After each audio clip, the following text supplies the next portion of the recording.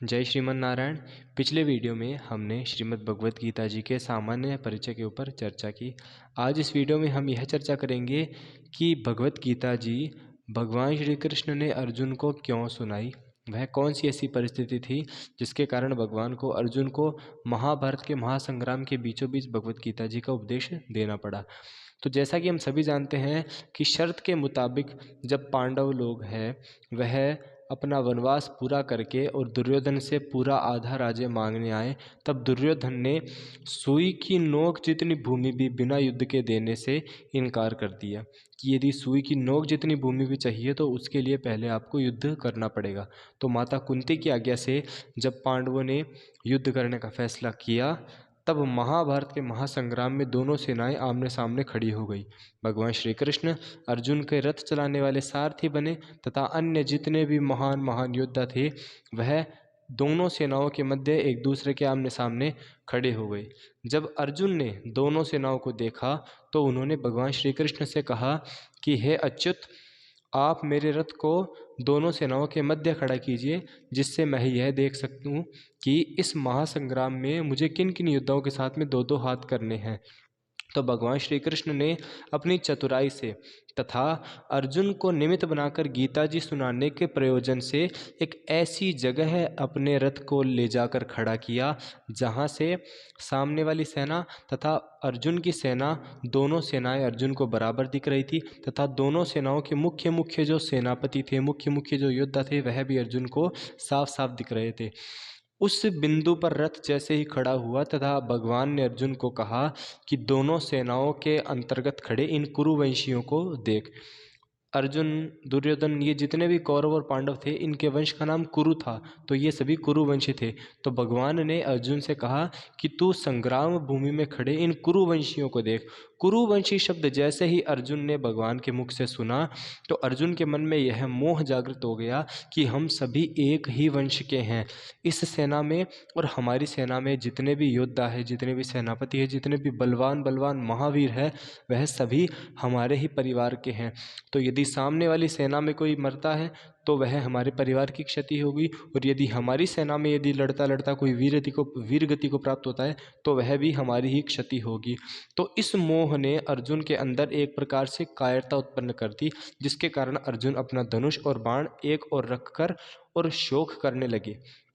तब भगवान श्री कृष्ण ने अर्जुन को शोक और विषाद करते हुए पाया और उस समय भगवान ने अर्जुन को श्रीमद् भगवत गीता का परम कल्याणकारी उपदेश सुनाया, जिस उपदेश को सुनने के बाद में अर्जुन ने पुनः एक नई ऊर्जा, एक नए ताकत के साथ में महाभारत का युद्ध लड़ा। अर्जुन की कायरता जो थी वह आनी स्वाभाविक थी, क्योंकि जब ऐसा कोई संग्राम होता है जिसमें दोनों ही पक्षों में अपने ही परिजन हो तो एक सामान्य मनुष्य के अंदर यह मोह उत्पन्न हो ही जाता है। तो वही मोह है भगवान श्री कृष्ण जानते थे कि अर्जुन के अंदर पैदा हो चुका है, इसलिए भगवान ने, श्री कृष्ण ने अर्जुन को वह गीता जी का पावन उपदेश दिया।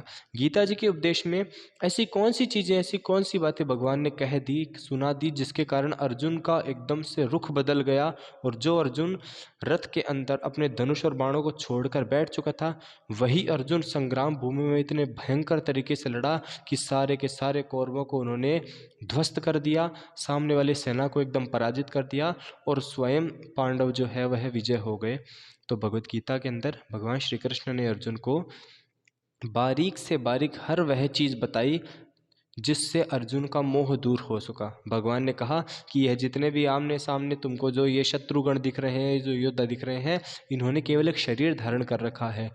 तुम यदि धर्म के लिए इनकी हत्या भी करते हो तो तुम्हें उसका पाप नहीं लगेगा, क्योंकि ये केवल एक शरीर है।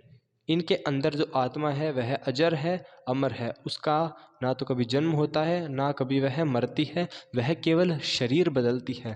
जैसे मनुष्य पुराने वस्त्रों को छोड़कर नए वस्त्र धारण करता है, वैसे ही यह शरीर यहाँ पर इन शरीरों को छोड़कर दूसरे शरीरों को धारण कर लेगी।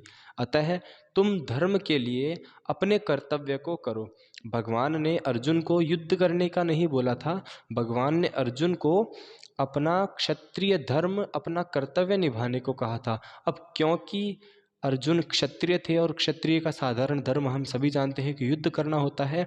अतः भगवान ने अर्जुन को युद्ध करने का ना बोलकर अपने धर्म का पालन करने के लिए कहा था, और अर्जुन का धर्म था युद्ध करना, क्षत्रिय की भांति वीरता से लड़ना। तब अर्जुन ने युद्ध को लड़ा और युद्ध में विजय भी हासिल की।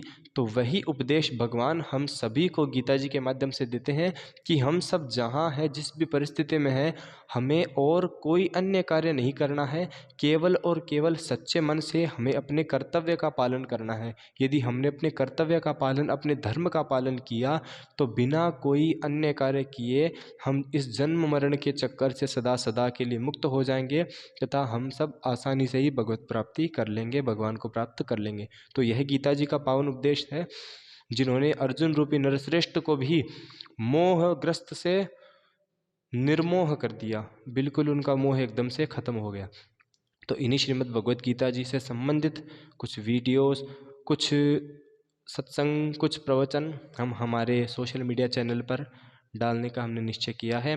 तो आप सभी जो भगवत गीता जी को सीखना चाहते हैं, बोलना चाहते हैं, पढ़ना चाहते हैं और जीवन में लागू करना चाहते हैं, तो वो हमारे साथ में जुड़ सकते हैं और अपने परिवारजनों, इष्ट मित्रों या अन्य जिसको भी आप लगे कि हाँ हमें उन्हें भी गीता जी के बारे में कुछ बताना चाहिए, तो आप उन्हें भी जोड़ सकते हैं। हमारे वीडियोज़ आप उन तक पहुँचा सकते हैं।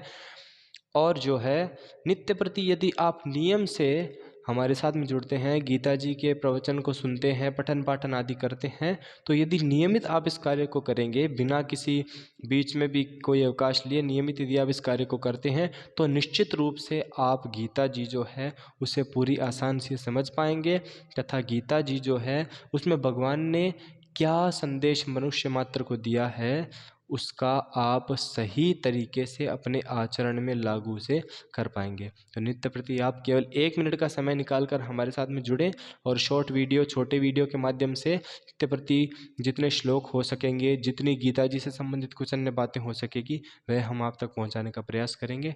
तो निश्चित रूप से आप हमारे साथ में जुड़ें। आज के लिए बस इतना ही। जय श्रीमन नारायण।